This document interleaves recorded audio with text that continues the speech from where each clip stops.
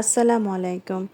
এখানে আমি একটা কুশি কাটার পিকট স্টিচটা শেয়ার করছি। আমি যে নেক ডিজাইনটা করেছিলাম সেটার লাস্ট রাউন্ড এটা। তো এখানে পিকট স্টিচ আসলে কিছুই না। ডাবল ক্রোশেটের মাথায় একটা করে ডাবল ক্রোশেট করবে। এর আগের ভিডিওতে আমি একটা ডাবল ফ্যান স্টিচ দিয়ে দেখিয়েছিলাম, যেটাতে আমি কতগুলো ডাবল ক্রোশেট করেছিলাম। সেই ডাবল ক্রোশেটের মাথায় আমি একটা করে ডাবল ক্রোশেট করছি। আর সেই ডাবল ক্রোশেটের মাথায় আবার 5টা করে চেইন করছি। 5টা করে চেইন করার পরে সেই 5টা চেইন যেখান থেকে শুরু করেছিলাম সেই গোড়ায় 2টা লুপ থাকবে।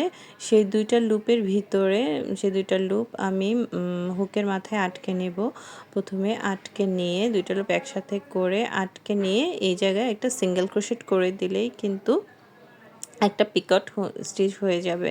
তো এভাবে করে আমি পরেরটাও করছি। আবার আমি হুকের মাথায় সুতা আটকে নিয়ে ডাবল ক্রোশেটের মাথায় একটা করে ডাবল ক্রোশেট করে নিচ্ছি। ডাবল ক্রোশেট কমপ্লিট করার পরে সেই ডাবল ক্রোশেটের মাথায় আমি 5টা চেইন করব। 5টা চেইন করা হয়ে গেলে 5টা 1 2 3 4 5 5টা চেইন করার পরে সেই 5টা চেইনের গোড়াতে 2টা লুপ থাকবে। সেই 2টা লুপ আমি হুকের মাথায় আটকে নিয়ে আঙুল থেকে সুতা টেনে এনে জাস্ট একটা সিঙ্গেল ক্রোশেট করে দেব। সিঙ্গেল ক্রোশেট করার পরে এভাবে একটা পিকট হয়ে গেল। এভাবে করে বাকি 10টার উপরে আমি করে ফেলবো। পিকট স্টিচটা আসলে হচ্ছে ময়ূরের ঝুঁটির মতন করেই হয়।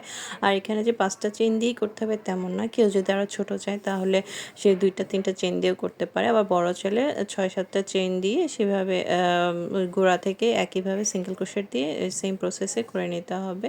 এটা যার যার ইচ্ছা অনুযায়ী। তো আমি এখানে 5টা চেইন দিয়ে করেছি।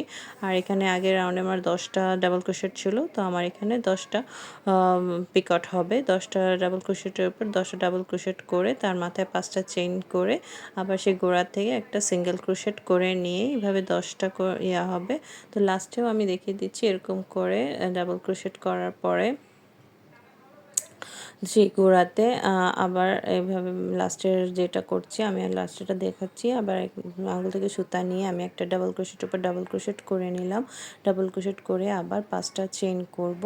5টা চেইন করার পরে সেই গোড়ায় যে 2টা লুপ ছিল একদম 5টা চেইনের গোড়াতে সেই 2টা লুপ হুকের মাথায় আটকে নিয়ে আঙুল থেকে সুতা নিয়ে এসে আমি একটা সিঙ্গেল ক্রোশেট করে দিচ্ছি। ব্যাস কমপ্লিট হয়ে গেল পিকট এবং 10টার উপর 10টা পিকট হয়ে গেছে। এবং এখন যে আগের রাউন্ডে একটা সিঙ্গেল ক্রোশেট দিয়ে আমি ক্লোজ করেছিলাম ফ্যান স্টিচটা, সেই সিঙ্গেল ক্রোশেটের উপরে এখন আরেকটা সিঙ্গেল ক্রোশেট করে দেব। তাহলেই কিন্তু আমার এই রাউন্ডের যে পিকটের যে রাউন্ডটা আছে স্টিচটা আছে সেটা কমপ্লিট হয়ে যাবে। তো কেমন হলো এটা অবশ্যই কিন্তু জানাবেন। ধন্যবাদ।